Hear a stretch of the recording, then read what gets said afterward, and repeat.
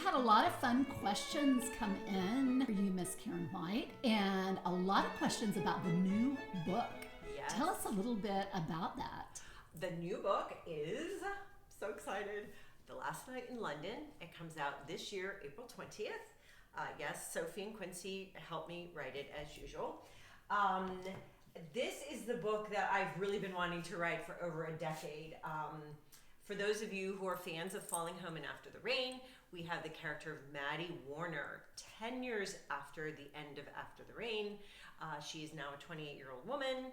She is a freelance journalist, and she has been hired to interview a woman, Precious Dubose, who was a model during World War II and lived in London. She was another American. And Precious Dubose has donated her beautiful clothes from that time period to the Museum of Fashion in London. And then British Vogue is going to be doing an article about the exhibit. And it is British Vogue and a friend of Maddie's that she met in college who has hired Maddie to interview Precious about her years as a fashion model during an age of crisis and how the clothing reflected those years. And so Maddie's like, that sounds fascinating. Of course I want to do that. So she goes and she starts interviewing Precious, who many of you might also recognize from my book with Beatrice Williams and Lauren Willig, All the Ways We Said Goodbye. We get to meet Precious in the 1960s in that book. But in this book, she's turning 100. It's contemporary times, pre-COVID, because nobody wants to write about COVID, including myself. And anyway, so she starts interviewing Precious and really digging deep into Precious's story. She realizes that there is so much more to this story. And in sharing her story, Precious helps heal not only herself, but also Maddie. So of course there's spies, there's betrayal, there's friendship, there's romance, there's London. I mean, and the coolest thing about this is that it is set in the building where I lived for 7 years as a girl in junior high and high school. Because my father's job with Exxon took us over there. And a gorgeous building built in 1903 or 1904. I have to look that up again, but very old, Edwardian, right on Regent's Park. And that is where this book is set. This is where Precious lives.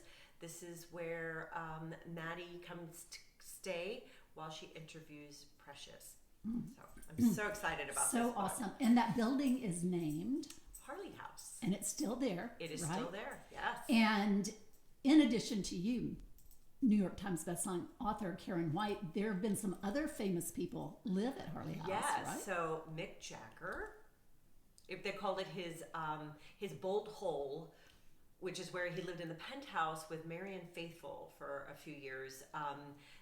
He was gone by the time I got there, but there are pictures of him up on the roof where I used to go just to read.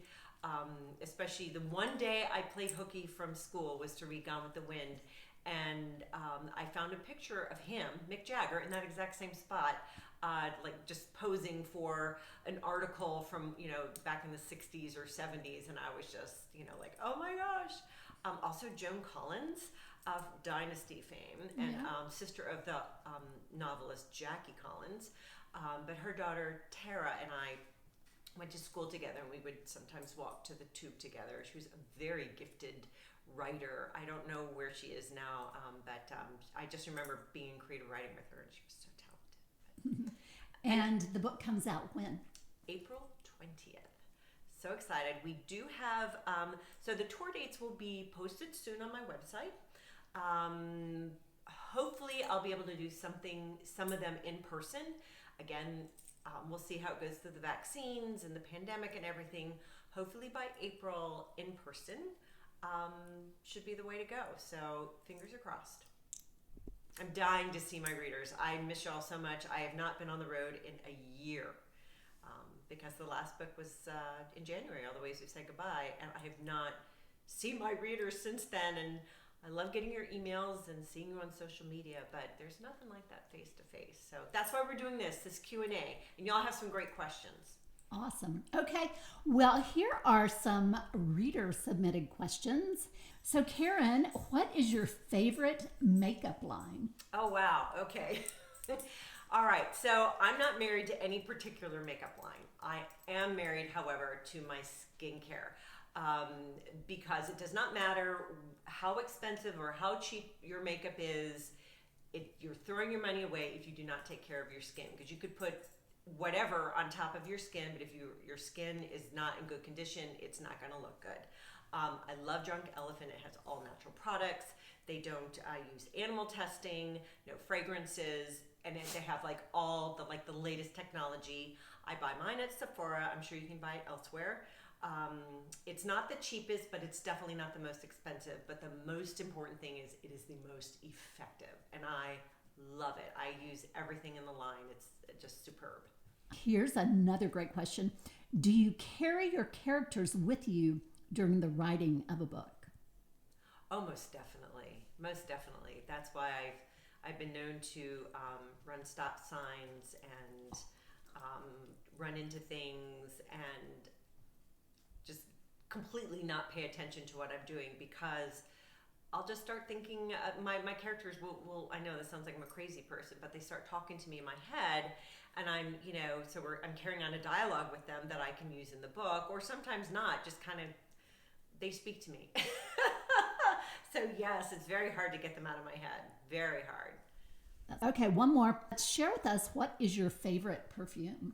Oh, that's easy. Black Orchid by Tom Ford.